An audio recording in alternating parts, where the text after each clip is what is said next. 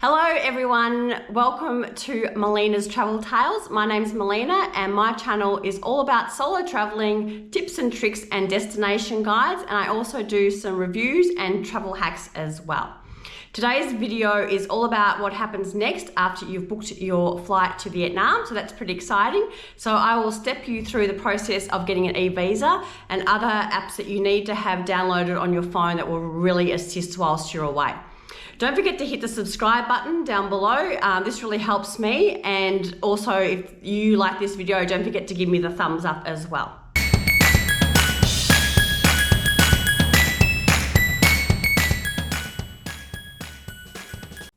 All right, I will quickly take you through the process of applying for an eVisa for Vietnam. The first thing you need to do is click on the link that I've put in the description box below for you.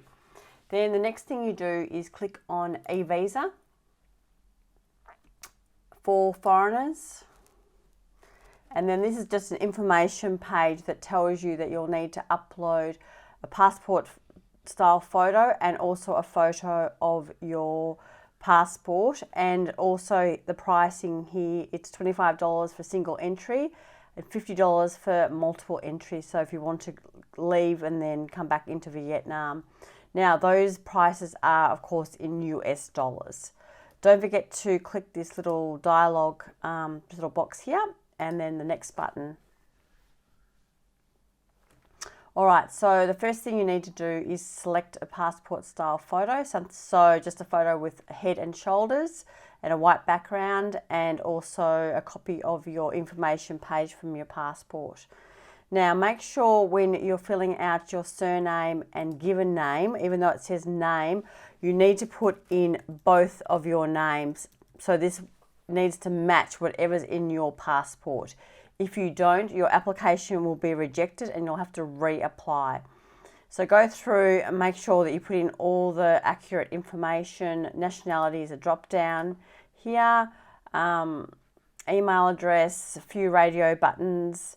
Now also here, the other gotcha is that for the eVisa valid from, that needs to match the date that you arrive into Vietnam, and also the date that you are planning to leave, so the date of your exit from Vietnam. Now I actually put in a later date than I was planning to fly out, just to give me a couple of days breathing room if my plans changed and I had that flexibility. Now also make sure that these dates are accurate.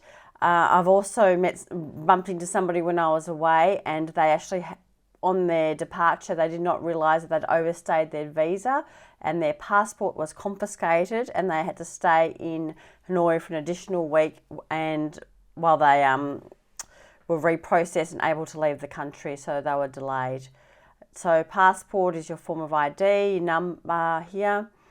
Now this first address field is where you live, and then if you go down here, the name of hosting organisation, and that is the name of your hotel where you're staying or wherever you're staying the first part of your trip. And make sure that you select tourism if you're just there for holiday purposes. Now, another thing here is the gate or where you plan to arrive into Vietnam. So my entry point was Da Nang, so I chose that there, but all the airports are listed, and the seaports as well. And also if you leave from a different airport, Hanoi, so Da Nang's there, yes. And then Hanoi is No Ba International Airport. So just be mindful of your entry and exit points from the country. Also, so have you been to Vietnam the last few years? That's pretty common questions. Now this other question I found quite interesting was the intended, how much you're planning to spend whilst you're away. Now I put in there $600 US, which equates to almost $1,000 Australian, which kind of covered roughly what I was going to spend in the 3 weeks that I was there. There's another little checkbox there that you need to tick, and then put the capture in from here. And then when you hit review, it'll actually highlight all any mandatory fields that you've missed. Now, once you get through that form and you hit the next button, It'll bring you to the payment gateway, so where you'll put in your details for your credit card, and it'll also charge you depending on whether you've selected single entry or multiple entry as well. So once you get that, then get through that process, you'll get an emailed receipt in your inbox, and you'll also get a registration code. So once you get that registration code, then you can go in and check the process of your application. Now, it usually takes about 3 days, but mine took 5 days because I needed to do the correction for putting my middle name as my application. Now, once that's processed, you'll be able to then download the PDF with the actual eVisa, and that will be emailed to you. Now, I printed out 2 copies of my eVisa, one that I carried with me all the time, which is a requirement of travel within Vietnam, and the other one I just kept in my suitcase as safekeeping. All right, as I promised, I will let you know some of the other useful apps that I used whilst I was away and traveling within Vietnam. The first app, which is mandatory and so helpful, was Grab. Now that's very similar to our Uber, so you need to download that on your phone and set that up to your bank account before you go away.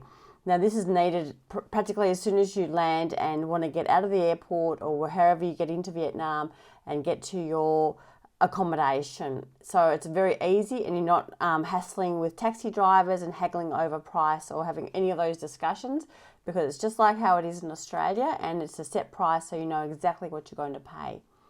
Now the next app that I found most useful was XE. Now I use that for my currency conversion, so if I wasn't sure how much dong that was in Australian dollars, I could do that, and vice versa from Australian dollars into dong.